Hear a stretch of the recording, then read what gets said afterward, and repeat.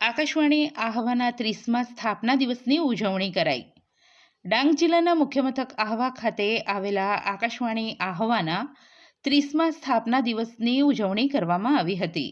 આ કાર્યક્રમમાં આકાશવાણીના પ્રોગ્રામ હેડ પારસ કટારિયા અને અભિયાંત્રિક સહાયક નરેન્દ્ર ખેરનારના અધ્યક્ષસ્થાને સ્થાપના દિવસ ઉજવાયો હતો.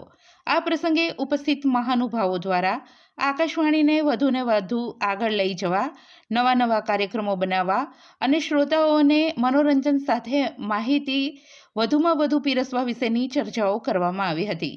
આકાશવાણી આહવા 30 વર્ષ પૂરા કરી 31મા વર્ષમાં મંગલ પ્રવેશ કર્યો છે, તે બદલ આકાશવાણીમાં કામ કરતા સૌને અભિનંદન પાઠવવામાં આવ્યા હતા.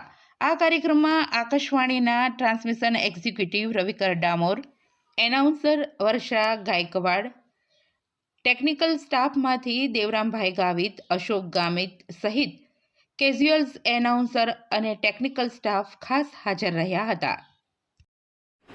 ડાંગ જિલ્લાનું આકાશવાણી આહવા કેન્દ્ર એની સ્થાપનાના 30 વર્ષ પૂર્ણ કરી 31મા વર્ષમાં પ્રવેશ કરી રહ્યું છે. એ ગર્વની લાગણી અમે સર્વ અનુભવીએ છીએ. આ વિસ્તારના આદિવાસી